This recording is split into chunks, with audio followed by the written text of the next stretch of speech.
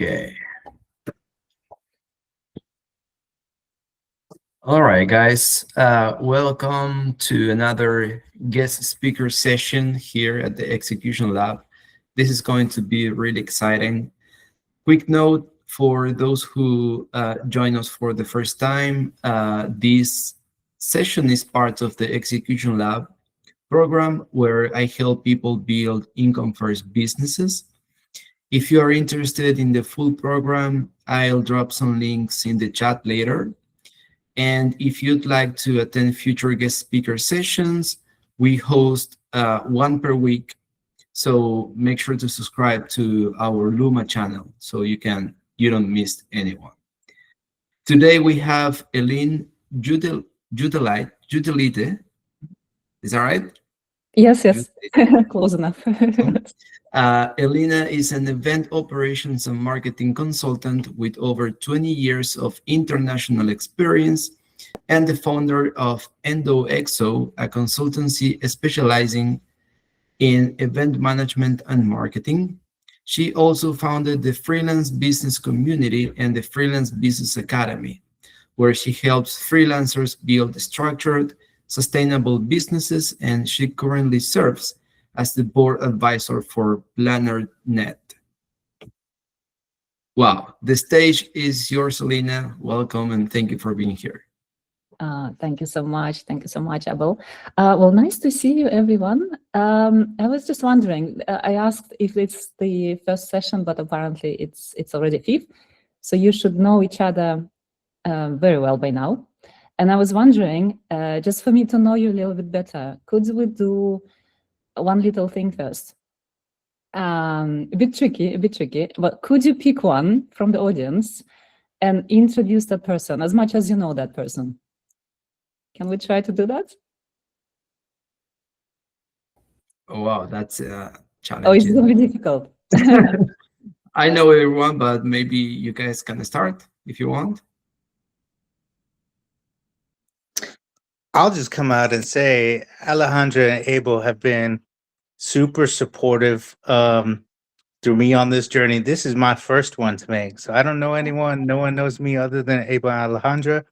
But just the fact of them going out of their way to make this available to people, it just shows the true intent behind it. I'm grateful to be here for that.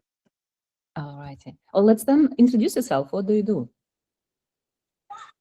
Sure. So my name's Joel. I'm currently, I work in real estate tech. I do online auctions for commercial real estate, pretty much anywhere in the world, but mostly in North America right now. I've worked in a variety of industries. I've freelanced on my own. I have some failed startups of my own.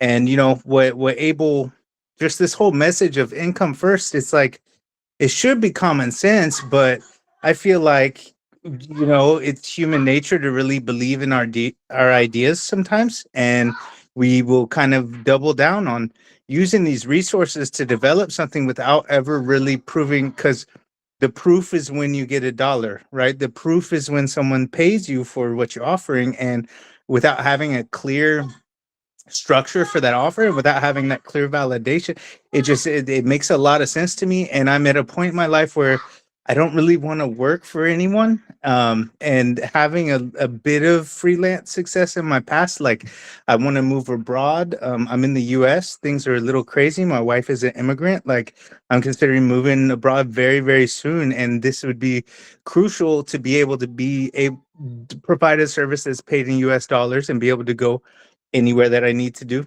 or even, you know, you can interchange US dollar with any kind of strong currency, but my first place I'm going to go is probably Mexico, and to get paid in Mexican pesos is just not. I have a wife and a child I support, so it just feels like a logical next step for me in my own journey. Yeah, wonderful. Thanks a lot, Joe. Yambo, could you say a few things about yourself?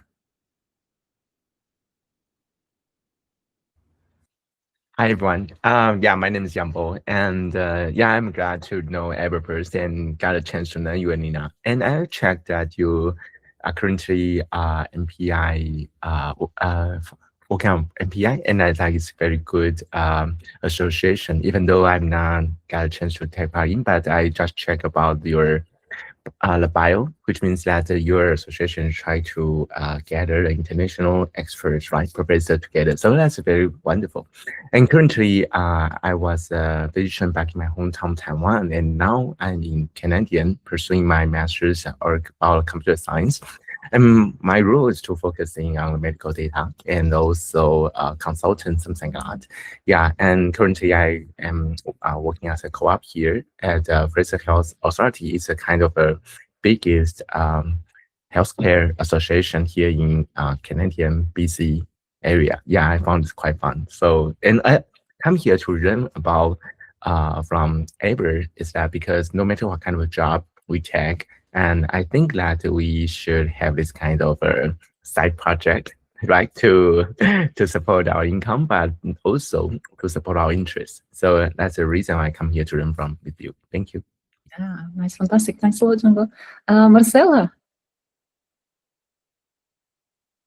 Hi. Hi, Elina. Good night. First of all, thank you for being here. I know that it's so late for you.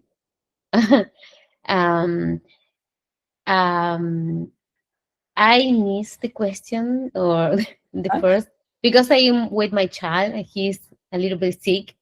I didn't want to miss the session, but he was like coughing and everything, so I missed the part that you asked. The question is just to introduce yourself quickly, just words about what you do. Okay. Well, I am a visual artist. That is my passion.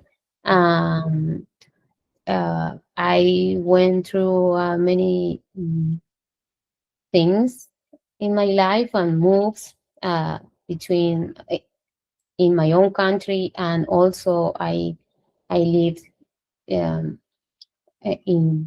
other countries too.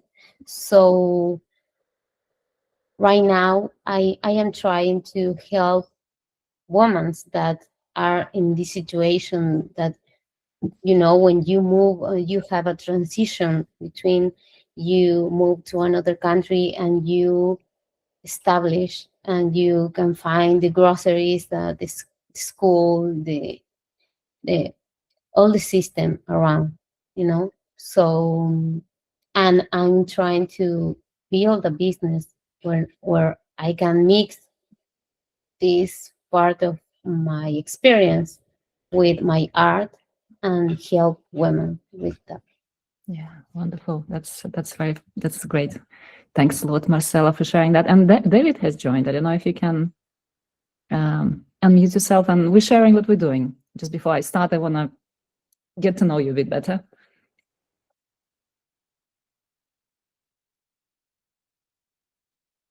All right, David, that's okay if you cannot talk. That's fine. All righty. Wonderful. Thanks a lot for sharing about yourself. I found it very important to understand at which part of the journey you're at the moment. And apologize if I'm being slow. It's just that brain rarely function well at 4 a.m. in the morning, but I'll do my best. So as Abel mentioned, I've been in event industry. Oh, hi, David. For many years. First in the corporate side, in the agency, and from this 20 years or something, being in the marketing and event management side, I spent 10 years as a solopreneur.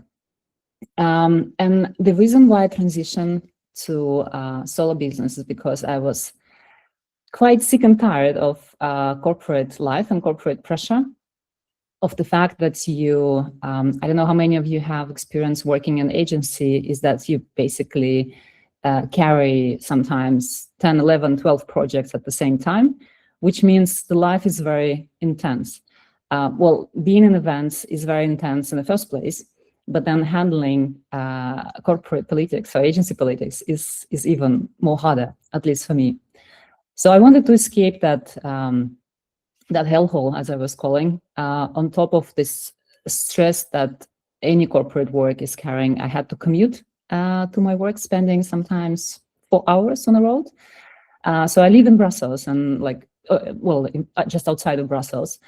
And Belgium is very small, so technically people travel from one side of the country to another, to the capital mostly, for work, which I found very strange because my work was international, so I could easily do my work from home, but that was not allowed. I had to spend 4 hours traveling to my office to do the work, which was international by nature, which means I had to work like early hours like this or very late hours in the evening because of different time zones and customers and different locations. So that was really, really tiring. So I switched to independent status. And that switch was very easy for me because I was building relationship already prior. So I was kind of checking with customers I was working with, whether they would be working with me directly. I sensed that they do not like the agency I was part of because of the leadership in the agency, but they really like working with me. So the switch was kind of natural and very easy. From the first day, I already had customers, which was, I'm like, wow, is that so easy? What I was waiting for all these years, trying to, maintain life-work balance, or rather existence of it. And as I transitioned to my own business, I realized actually that I know nothing about it. And this is how I started Freelance Business Community as well, almost at the same time, maybe a few years later, in order to connect with other freelancers here in Belgium first and to learn from them how to run a business. So kind of the client side was not a problem, but understanding how business functions was the problem. So I was, because my expertise in event management, I was putting events for freelancers here locally. And it was quite interesting to start connecting with local freelancers and local businesses and see how things are done here in Belgium. Because I'm not a Belgian by nationality. I was born in Soviet Union many years ago. But then I moved to Belgium about 18 years ago. So still an expert in a sense, trying to figure out how things are working in this country. But then, COVID hit, and I realized, I remember sitting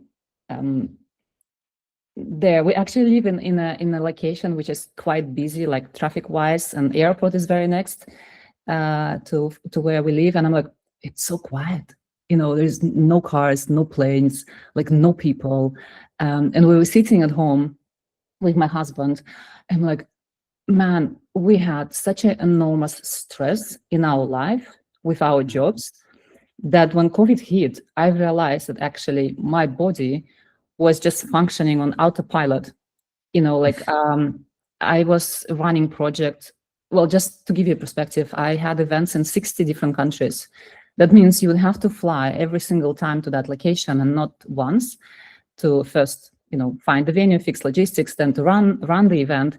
And traveling was part of my life almost weekly. Every week I was in the airport just to catch a plane and go somewhere. And when COVID hit, I realized how much stress my body actually accumulated, because the moment I relaxed, I'm like, okay, that was just, what I was doing. I escaped the corporate world and put myself voluntarily in the same stress scenario where I had to commit so much time, energy into doing my work. And a very private thing to say, I'm with my husband for 16 years and I couldn't get pregnant.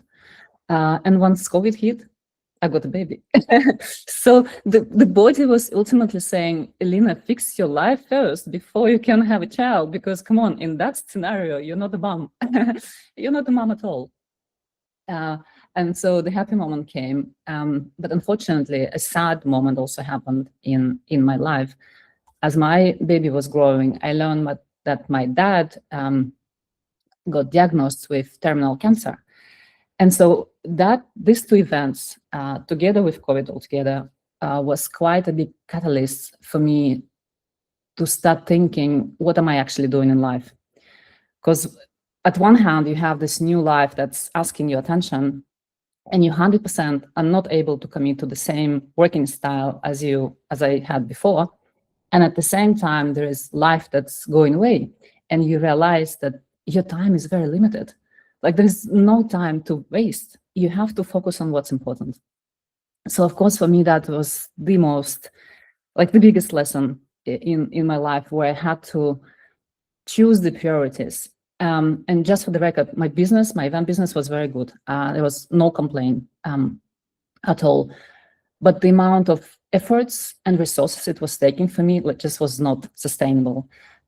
Sometimes the project would be up to $1 million, so which means I have full responsibility as a freelancer for the budget, for the people I hire for the project, for execution, and to make sure the event itself runs without any any issues.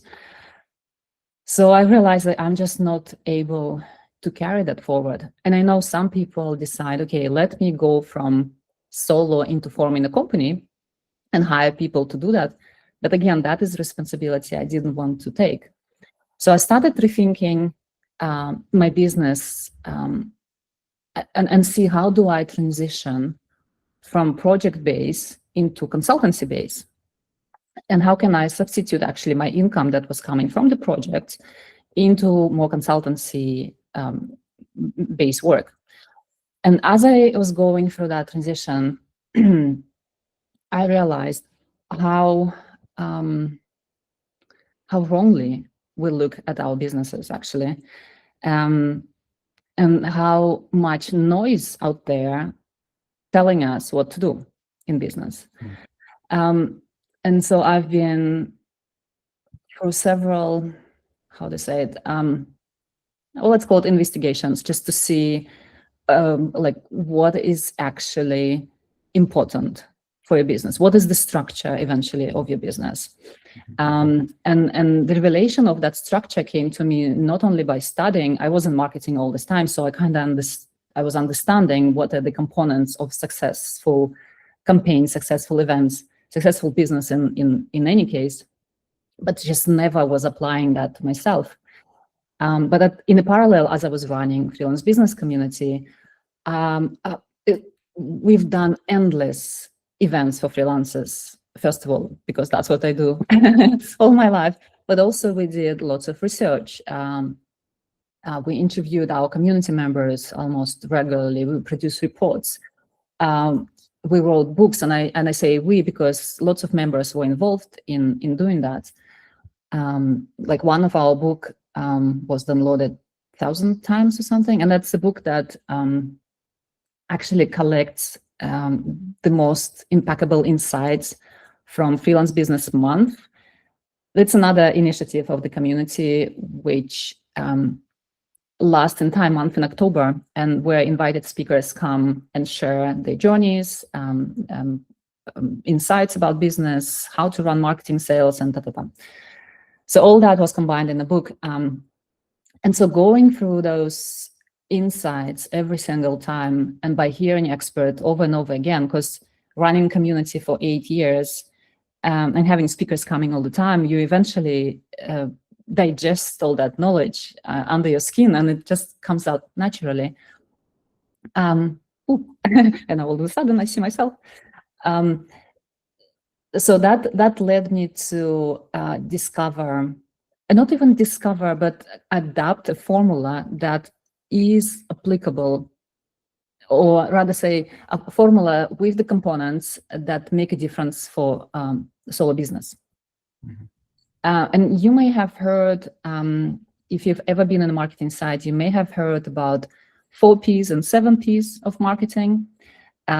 These were very popular until recently. Well, 4 Ps of marketing comes from 1960, even, like when the industrial function of economy was much stronger. And it covers actually the 4 critical elements of that industrial function of the economy. Then switching to 7 Ps, which was addressing more service-based business, and I'll share a little bit of those Ps in a moment, covering the service-based business, but none of those frameworks were applicable to solo business, because it just was too heavy and corporate. And all the time that I was in marketing, I was looking at them like, yeah, it's nice to have, but how does that function in reality? So never been a practical approach into those critical elements. And as I was going through transition myself, I've defined one more P, which is important for freelance business. And let me now introduce that piece to you so we can have a discussion around those things. So they cover the following elements. Sorry, I'm just stumbling because I see myself on the screen and it's a bit. Do you want me to unpin it? Yeah, sorry. Yeah, just let me just do the. Yeah, there you go. Mind. Otherwise, I'm like, So anyway, the 8 Ps I'd like to talk to you about called product, which is our service. People. These are our networks. Well, actually, people involve a lot in it, and actually, I'm teaching on all those 8 Ps in Academy. But people includes your ideal customers, your network, your partners, even your family. Your communication skill comes into people component as well, and technically anyone who can lift your business up or support you in any way. Now the third P is place. Place responsible for I don't want to say location, but place where you meet with your customers. Meet, I mean, not physically, but where you source your customers. Another P, promotion. Technically, your marketing efforts, how you promote your business. Processes is another important P for your business. And processes involves 2 components, to my perspective. One is your business administration processes, finances, marketing, I don't know, client acquisition, and process of delivering your service. So what are the operations inside delivering your process? Now, the next P to that is physical evidence. Obviously, this is very important because without testimonials or social proof, your business technically or your service offer is just a claim, has nothing tangible under it. Another important P is performance, is the quality of your work. Well, technically, there are 3 different types of performances. The most important is the quality of your work, client-related. Another performance is your business performance, is how well business is doing. And the third performance is your personal satisfaction from running your business. And the last one is price. And the reason the price comes last, even though this session is about income first, is what I'd like to discuss with you. I came to this framework by actually hitting the wall with my pricing strategy. As I mentioned, when I was transitioning to consultancy-based business, I reached out to my customers saying, hey, like, why don't we do a value proposition kind of arrangement? And the client looked at it and said, yeah, but okay, what's the, in terms of hours? How many hours that's going to be? I'm like, well, hold on a second. It's a value proposition. There shouldn't be hours. I'm going to deliver that service to you, and you should be happy with that. So he pushed back. There was a very painful discussion, and eventually that didn't work. We made an agreement, and I lost money with that. And the reason why I lost money, because all the rest of the piece that I mentioned just now were not aligned with my pricing strategy. So when I realized that client pushed back because he didn't perceive me as someone who can deliver value. So my offer and service and the product was very low in that sense. My people, the client probably was not ideal for me for that type of proposition.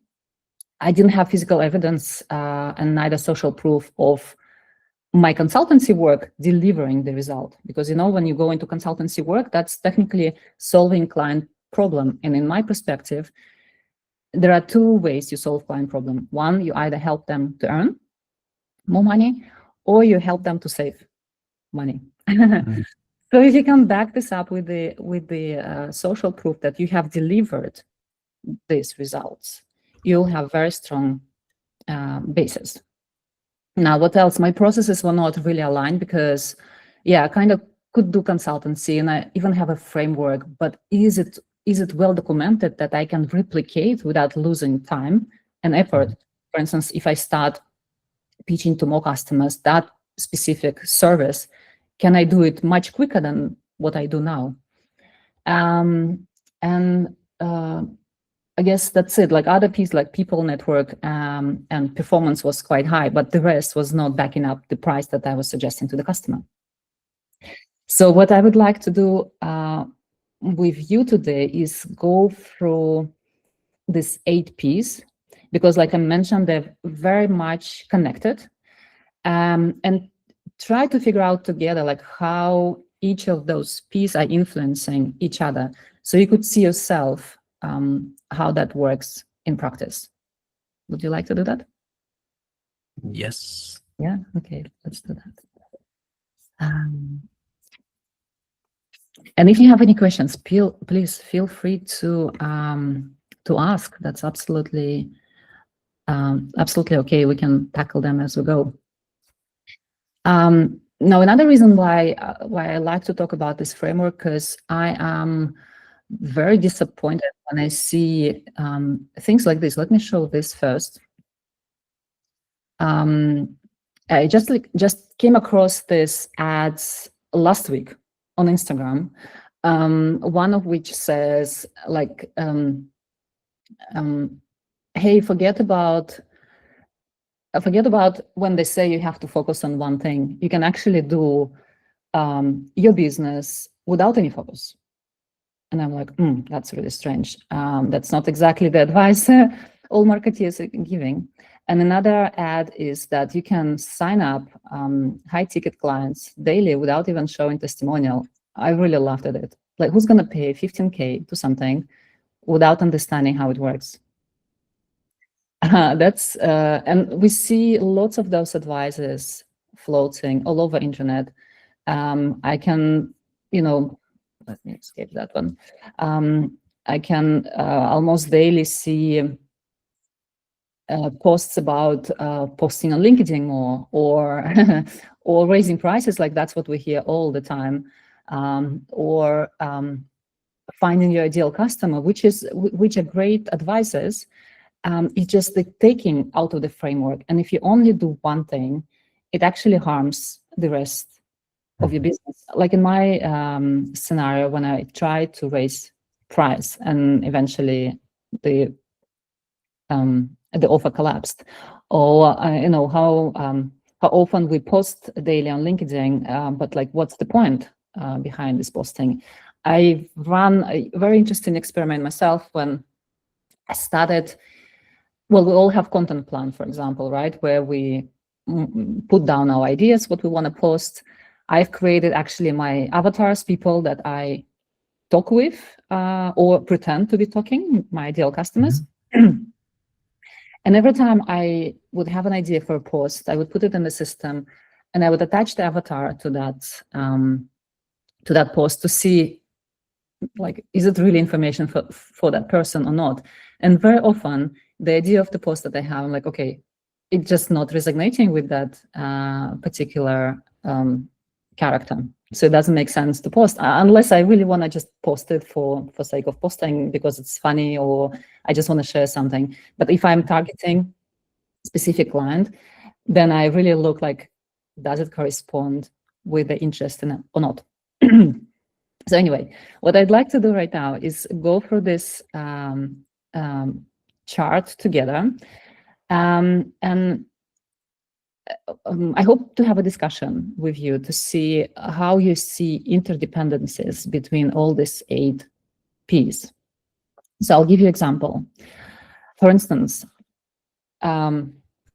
excuse me, Elina. I think we have a question from Joel. Sure. If that's okay. Oh, I'm sorry. That was It was a little while ago.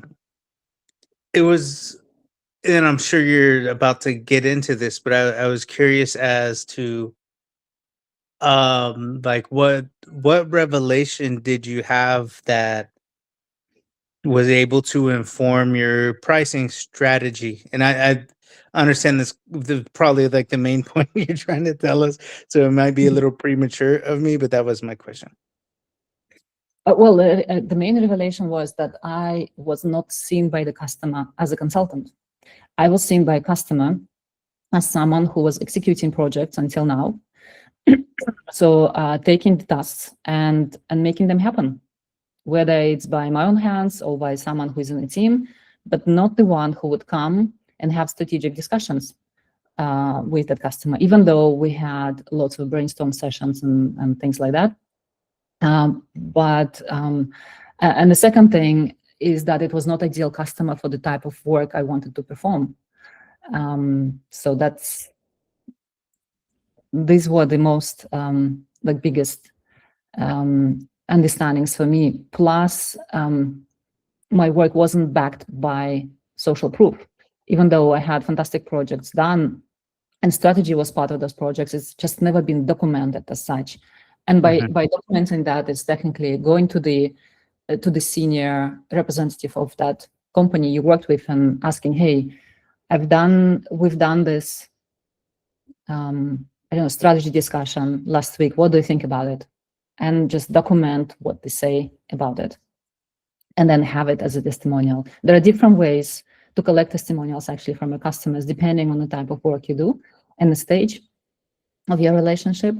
But even having a small talk sometime in between your delivery or after service is finished is mega important. And I wasn't doing that. Thank you for that. What would you say was the main contributing factor that was able to reposition you from being viewed as a service provider to being viewed as a valued consultant? It's the outcomes that you Oof. promise to the client. Yeah. Okay. Yeah. Very cool. And that Thank is, you. yeah, that sits here, the value that you bring to your customer. Because at the end of the day, if a customer is looking for task execution of some sort, then it's not a consultancy work at all. And if you're happy with that, that's also okay. You can do tasks for your customers. But if you'd like to position yourself as a consultant, you really have to first look at what you offer them. And it's very difficult. As I say in my course, it's a hard work, and it's not that you develop it once and you sit on it. You develop it once, you discuss it with people, you tailor it, you modify it, and you go again. You test it, you see how it works, and perhaps you have to modify it again. It's constant search. I don't know any single business that eventually come up with a value proposition and instantly become successful. Like I don't know, maybe Abel, you know such story, but it's constant search. Markets are moving, political dynamics changing, currency exchange changing, whatever. There are so many macro and micro elements that influencing our work. It just never set in stone. You have to constantly pivot almost.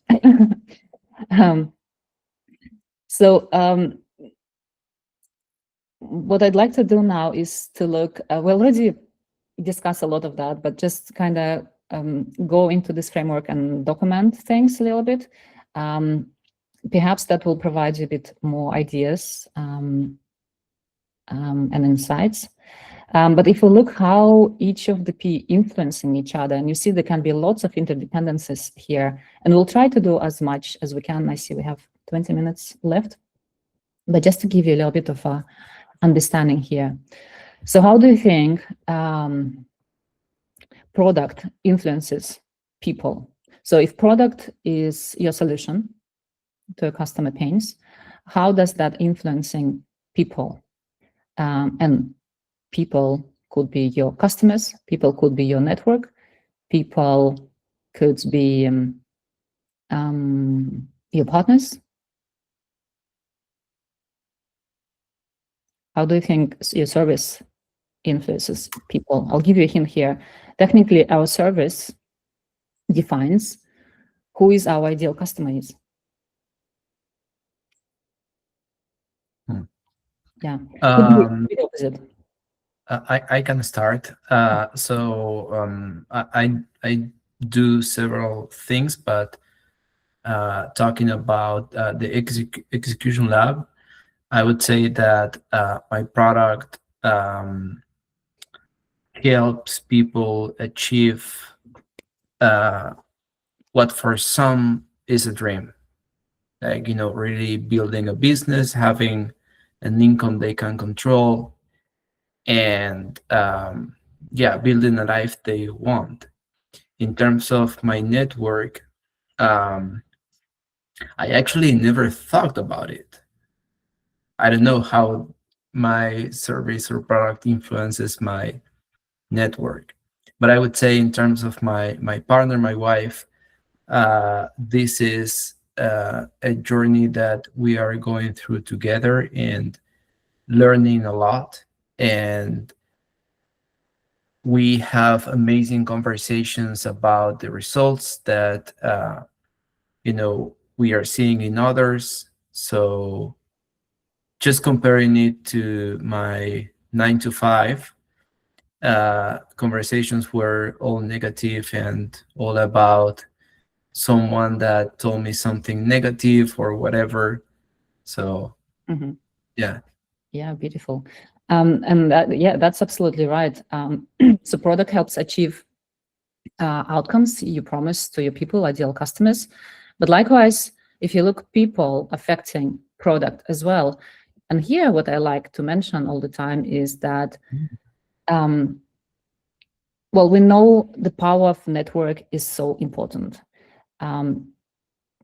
But more specifically, if you have right people around you and around your service, they help to lift it up immensely. I like to watch how some well-known entrepreneurs and solopreneurs are doing the business, and there are lots of them in the States. I actually like to look in that direction because somehow, due to different mentality and culture, it's showing up more strongly than here in Europe. And there, I see lots of successful solopreneurs actually building strategic partnerships with companies or other organizations. And by doing that, if you start noticing like who is talking with whom and who is in which network, you understand that they are forming such a strong cohort together that eventually they lift each other much strongly. So just to give you an example, some famous influencers, solopreneurs, creators, you may have heard, like Jay Klaus, Justin Welsh, probably. You heard about them, and a couple of others. They all associated with some software product. Like Justin Welsh is partnering with Kajabi, community platform. Jay Klaus partnering with Circle, community platform. Tom Ross is also partnering with Circle. These guys are all connected. Plus, there's a bunch of others that are sitting in the same room, technically speaking, investing in startups in certain field that resonates with what they do. And look what happens by working with these companies together and building partnerships. They actually, like, it makes sense for that company to throw marketing expense to generate leads that eventually then feed those influencers that are supporting the brand as well. So it's unique system. I really love watching how that progresses. And no wonder they have like thousands and thousands of followers just because, well, firstly, they're brilliant, of course, but then secondly, building proper partnerships for the business. So that's how the people component and product actually comes together here. Mm-hmm. Now, how product influences place. And place, again, is where we meet our customers. Digitally or offline, doesn't matter.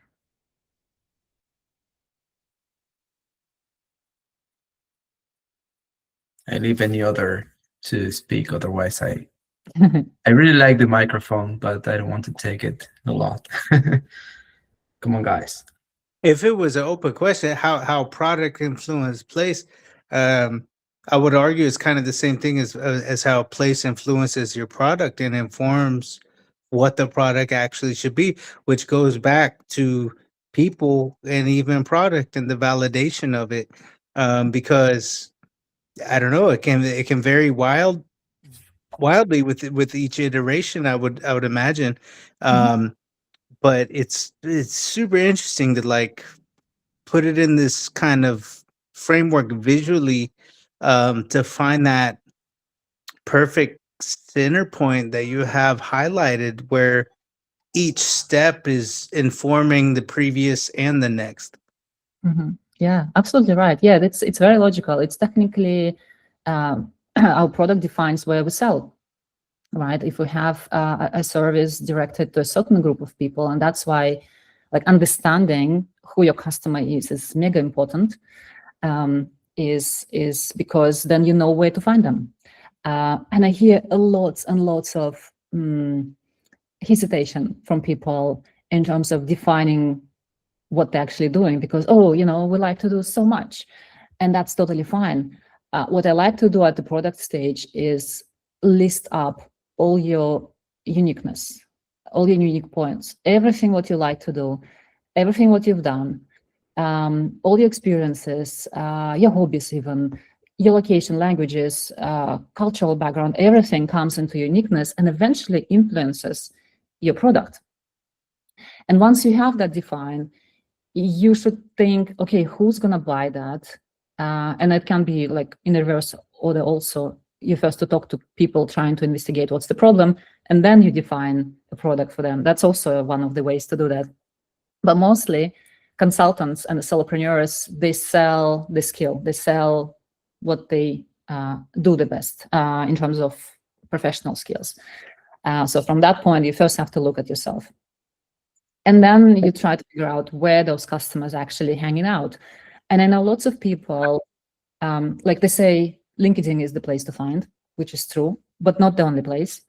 I know lots of people, and my husband, for example, like he's not on social media at all, but he is a successful consultant. His specific domain is healthcare and medical device business development. So he goes to startups in that field and say, hey, I'm going to help you to find your distribution network in the world. And he has done it for many, many years.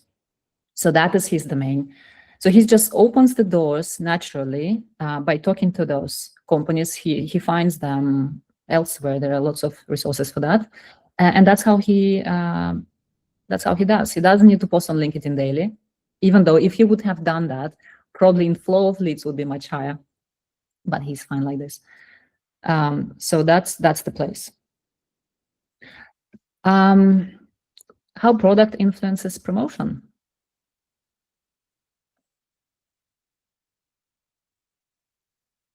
It's very logical.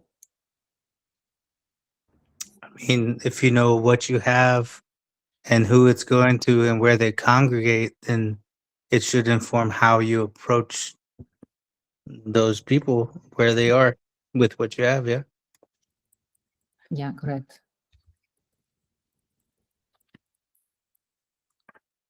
It's very much linked with the place. So once you know where the people, you know which promotional channels to use to reach them. How product influences process.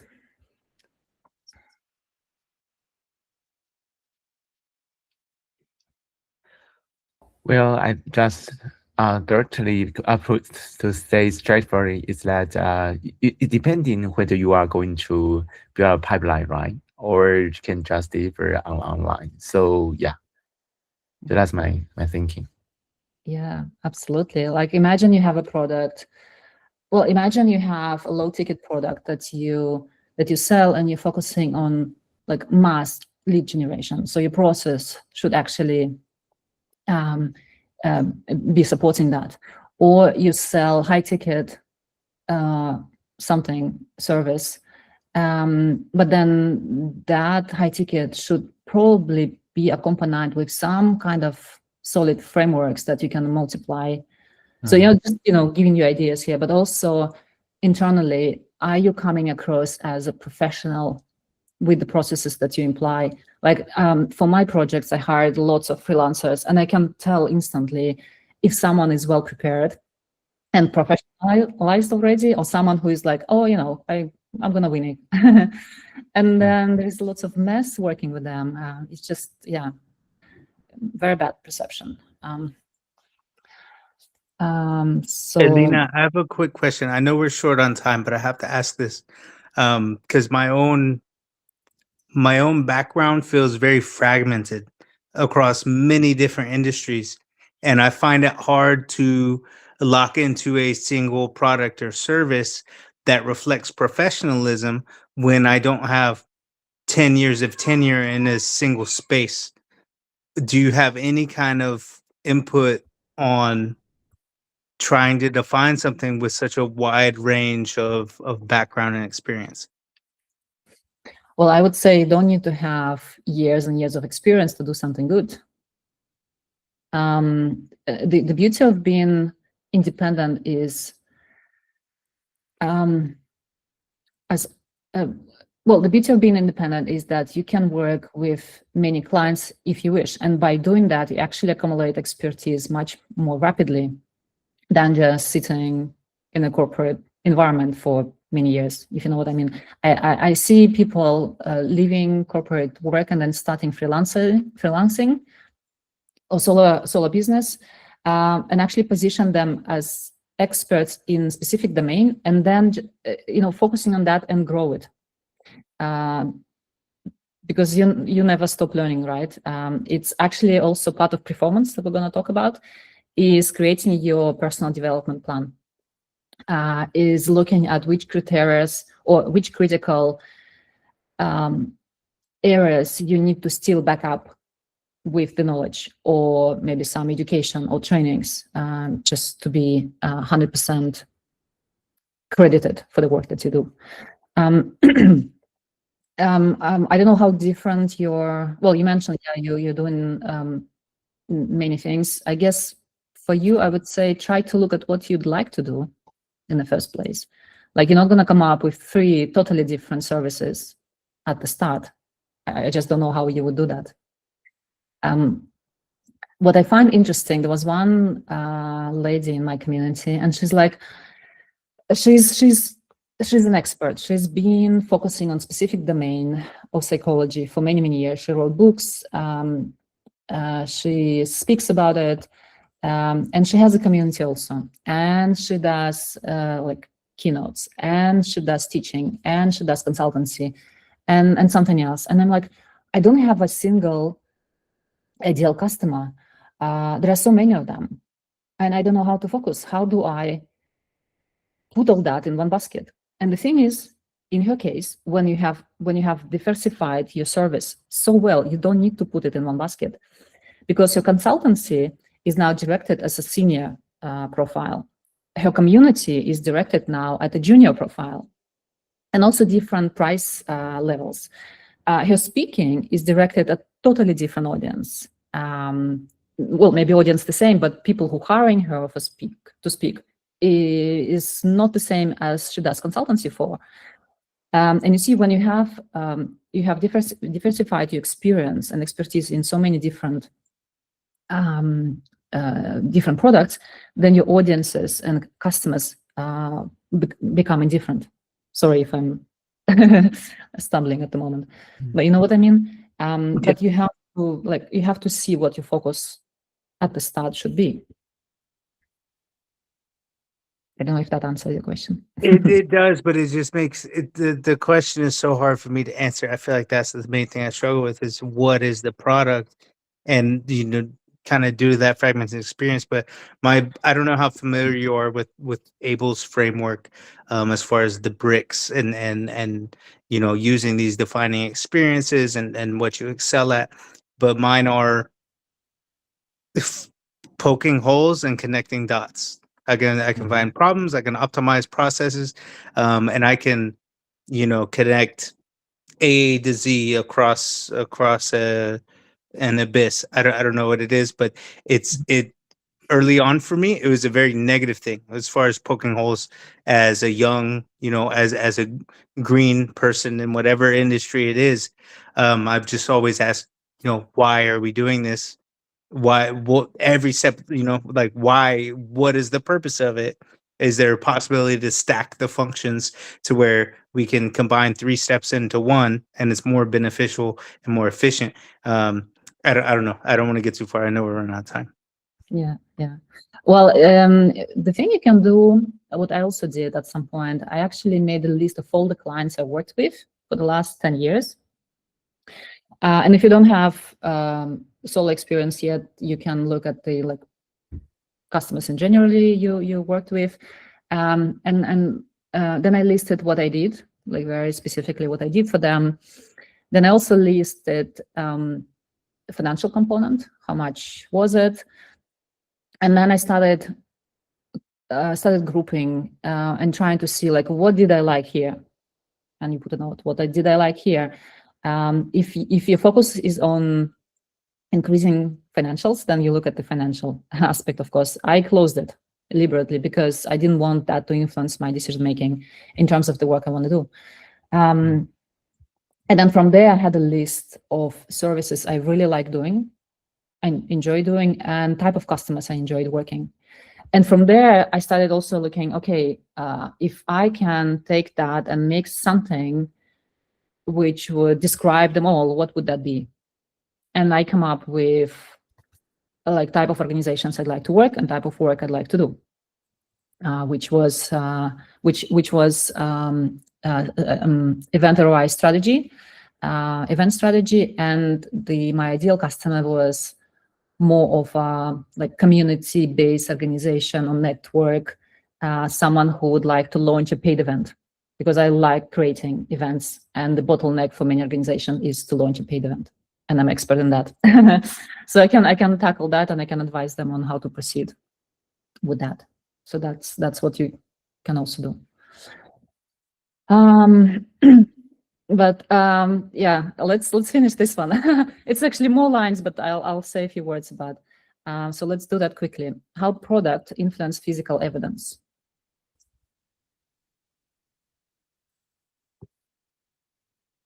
It's a bit difficult one. Yeah. Come on, Abel, don't leave me alone. Yeah, I'm actually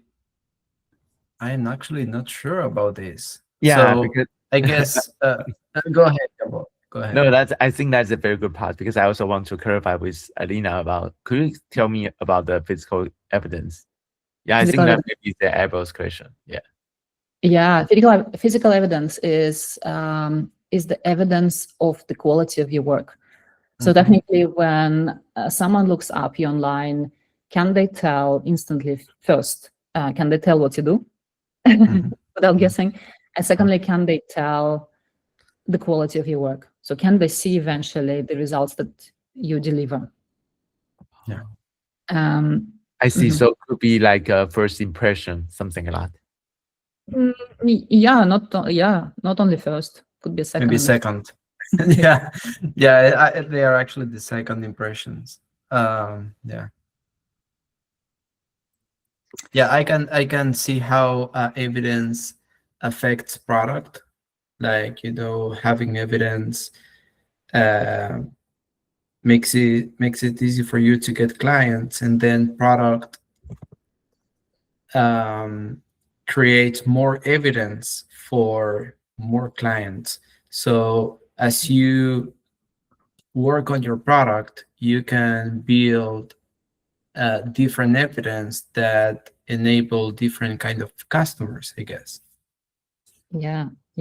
Well, the right product for the right customer only strengthened by the physical evidence.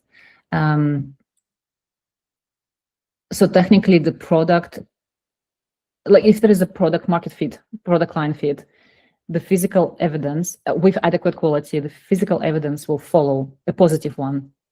Right. And you technically focusing, or sorry, aiming at receiving positive evidence rather than negative. So eventually a good product fit with the customer strengthens the positive evidence and supports your marketing. Yeah. Now, how product influences performance? And this is, for example, business performance, right? Let's take business performance. Yes, correct. Yeah. Well, in income first businesses, we want products that generate good income, a good amount of income with a mid to low level of effort. So I would say, that's how the product can influence performance. If the product is good and easy to sell, good pricing, good cost structure, then it influences performance directly, at least business performance. Yeah, and the opposite, right? The low performance actually hurt your product. Yes.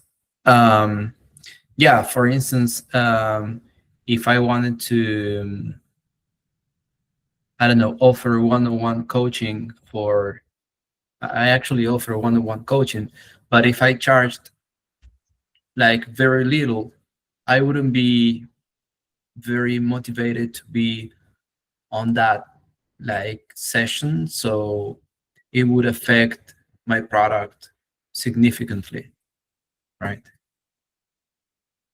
I guess maybe that's more on the pricing column. It's all connected. Yeah. It's all Okay. That's the crazy part to me, Elina. The way you've structured this, they're all so intertwined and Yeah. build upon each other and refer back all the way to the product along every step. And it's I commend you for the framework. That's all I'll say. I'm sure you spent a lot of time on this because it's like you keep saying it's logical because it seems to be built that way. It's just like a natural succession. Yeah, and it gets even more interesting as you go down, because all of the things, it seems like they will be repeated, but in fact, it's different things in here. But let's type it in. So how product influences performance? Let's put low performance. Hurts you. Sorry. Hurts product. And then finally, how product influences price. We have already mentioned, right? If you offer a high ticket sale, then, if you offer a premium consultancy of some sort, then the price has to reflect that. You can't say it's a premium consultancy at 50 euro per hour. It just doesn't work. In fact, that harms your business. I don't know if you noticed, just recently in my community, there was a person joined, and he started spamming everyone instantly, like, hey, I charge $3 per hour. I want to do any type of work. Just hire me. And maybe he's a brilliant expert in something, but the way he positioned himself with this low price and approach is totally not correct. And as a matter of fact, all these P's are components of your positioning. And the price in the first place, actually, it's also a reflection of your quality, of your expertise, of your network. Because tapping back in a people thing, what I like about this one is once you have a solid network in your domain, it's easier to get insights about the industry, to get insights about business.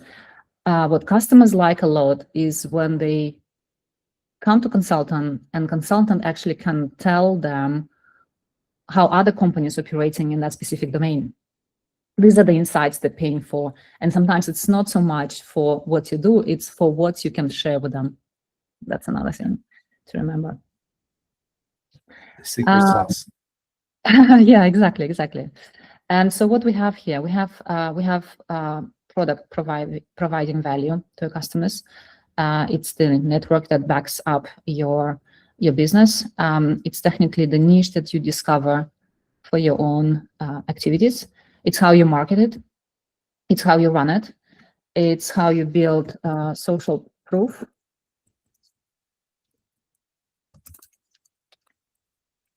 It's the quality of your work, and it's back to value, but value for yourself.